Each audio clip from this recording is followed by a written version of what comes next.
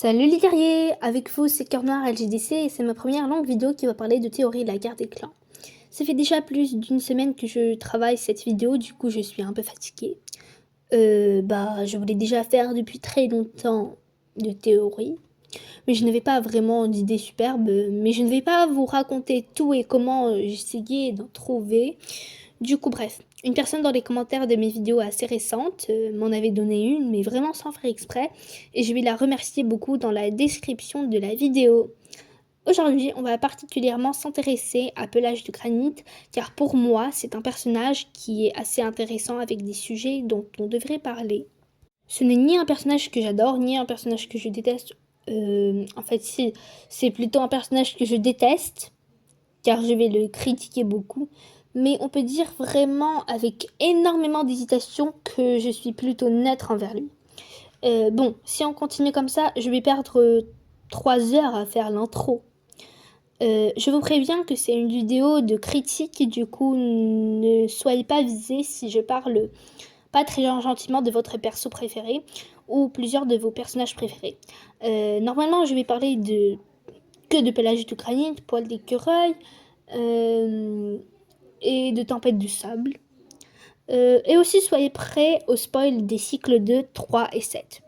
Je n'ai pas lu encore le cycle 7, mais je me suis spoilé car contrairement à beaucoup de personnes, j'adore spoiler tout et n'importe quoi. Du coup, voilà.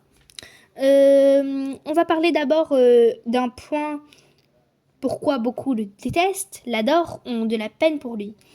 Je pense que je peux comprendre facilement les personnes qui le détestent, car lui, il voulait tuer ou a même tué des chats qui n'avaient aucun rapport avec son histoire avec Poil d'écureuil.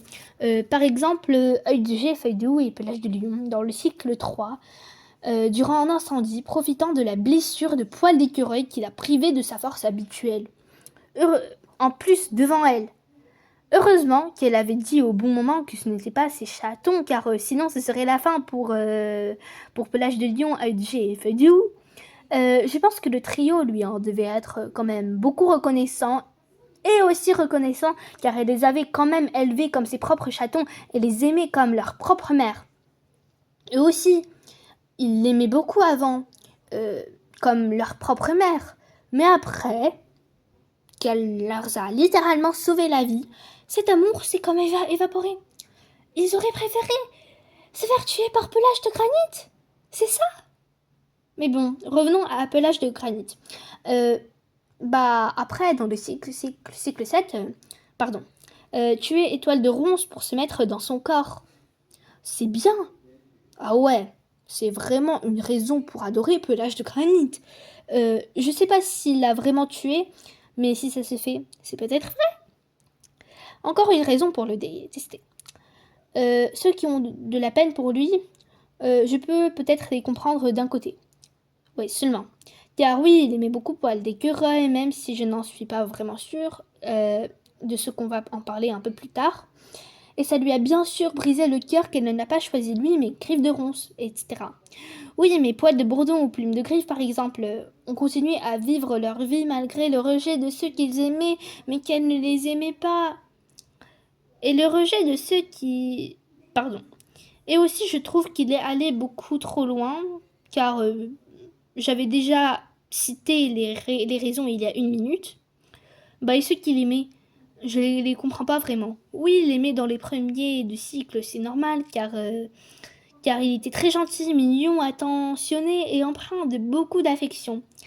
Mais dès le troisième cycle, l'aimer malgré ce qu'il avait fait depuis, je ne comprends plus. Maintenant, on passe à un sujet que j'avais déjà mentionné avant. Est-ce qu'il aimait vraiment Poil d'écureuil? Moi, personnellement, je ne le pense pas. Car pour moi, quand on aime quelqu'un, on éprouve quand même de l'amour malgré le rejet et on souffre en silence. Euh, En fait, j'exagère un peu. On souffre pas en silence, etc. Mais pas non plus comme Pelage de Granit. Euh, Quand on aime quelqu'un, par exemple, on essaie d'aimer les chatons, on ne veut tuer personne, bah, et on continue à vivre. J'ai cité toutes les choses que normalement devait éprouver un chat quand il aime quelqu'un, un autre chat. Et c'est tout le contraire de Pelage de Granit.